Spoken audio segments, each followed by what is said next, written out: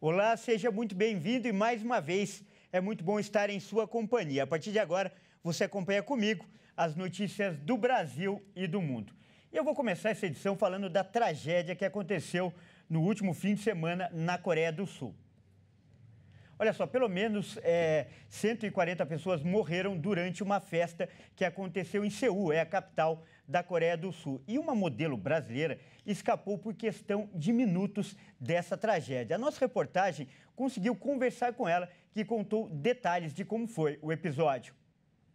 Em meio a tanta dor, o relato comovente de uma brasileira. Foi realmente um livramento, porque ano passado eu estava exatamente nesse local.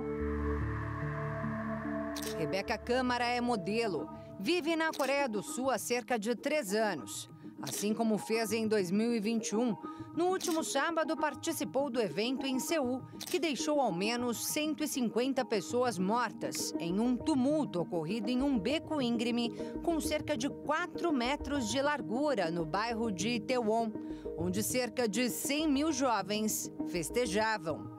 A polícia analisa imagens de câmeras de segurança para tentar entender como tudo começou. Eu acho que o pessoal lá no topo da ladeira começou a empurrar e eles falavam, vai, empurra, empurra, para sair mesmo do local, e achavam que era uma brincadeira e não tinham noção do que estava acontecendo lá embaixo. Exatamente na rua onde tudo aconteceu está a entrada principal do metrô de Itaewon, por onde Rebeca e as amigas sempre passavam quando iam àquela região muito conhecida pela vida noturna. Só que naquela noite elas estavam atrasadas e resolveram ir de ônibus até o local da festa, achando que seria mais rápido. Não foi exatamente isso que aconteceu, porque elas tiveram de descer pelo menos uns 3 pontos antes, devido à aglomeração do local. Então seguiram a pé até o destino final. Parecia que estava tudo dando errado, só que foi justamente esse atraso que livrou as jovens da tragédia. A ficha foi cair, assim, que se fosse por 20 minutos que a gente não tivesse atrasado e pega o metrô, então a gente teria entrado naquela avenida, e na hora que a gente tivesse entrado, eu tenho certeza que eu e minhas amigas a gente ia decidir sair. Então, nessa saída, acho que foi exatamente o momento que aconteceu tudo. Por fim, as amigas nem passaram pela rua onde o tumulto aconteceu. Fugiram do trágico tumulto, mas não dos traumas. Faz 2 noites que eu não durmo, porque eu fecho o olho, assim, muitos amigos meus que estavam lá, é até difícil de falar, porque a gente fica pensando que poderia ter sido uma de nós. Você fecha o olho, você vê as pessoas e tava todo mundo fantasiado. É muito triste, sabe? Porque as pessoas queriam sair para se divertir. E a maioria das pessoas ali eram na casa dos 20 anos, né? Em todo o país foi decretada uma semana de luto nacional, com eventos e shows cancelados e bandeiras hasteadas a meio mastro. Ainda tomada pela dor de tantas vidas perdidas, Rebeca agradece. Eu fico muito grata mesmo que nada aconteceu. E eu falo de eleições agora. Termina hoje a proibição de prisão, exceto em caso de flagrante, que foi determinada pela Justiça Eleitoral por causa do segundo turno das eleições. A determinação do Tribunal Superior Eleitoral, que permitia a prisão ou detenção de eleitores apenas em casos de flagrante delito, começou a valer em 25 de outubro por causa do segundo turno das eleições.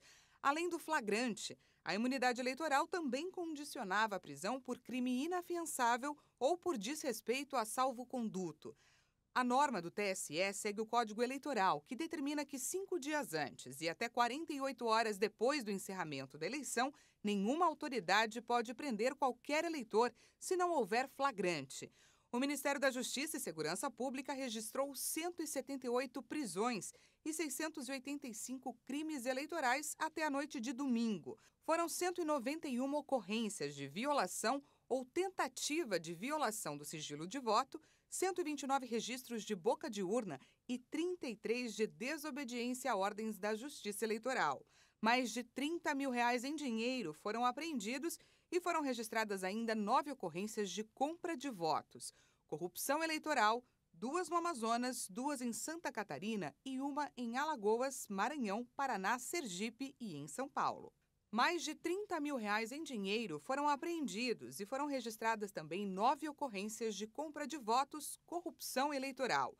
2 no Amazonas, 2 em Santa Catarina e 1 em Alagoas, no Maranhão, Paraná, Sergipe e outra em São Paulo. E olha, para quem está precisando daquele dinheirinho extra, atenção a essa dica. Os nascidos em novembro já podem retirar o dinheiro do saque aniversário do Fundo de Garantia. O saque fica disponível por 3 meses a partir do primeiro dia útil do mês do aniversário do trabalhador, ou seja, neste caso, até o fim de janeiro. Atualmente, o saque aniversário do Fundo de Garantia está liberado também para os nascidos em setembro e outubro. A migração para essa modalidade é opcional e deve ser informada à Caixa. Com ela, o trabalhador pode retirar uma parte do valor das suas contas proporcional ao saldo total do benefício. A medida permite também sacar parte do saldo das contas inativas do FGTS a cada ano no mês de seu aniversário. Não é preciso ir até uma agência bancária. Os saques podem ser feitos pelo aplicativo, pelo site do FGTS ou pelo Internet Banking da Caixa. Quem não optar pela adesão permanece na sistemática padrão, que é o saque-rescisão. Desde que foi lançado em abril de 2020, o saque aniversário do FGTS foi utilizado por mais de 21 milhões de trabalhadores, ultrapassando a quantia de R$31 bilhões injetados na economia. E uma boa notícia agora para o bolso do consumidor. Os preços do gás natural encanado terão redução média de 5% por metro cúbico a partir de hoje.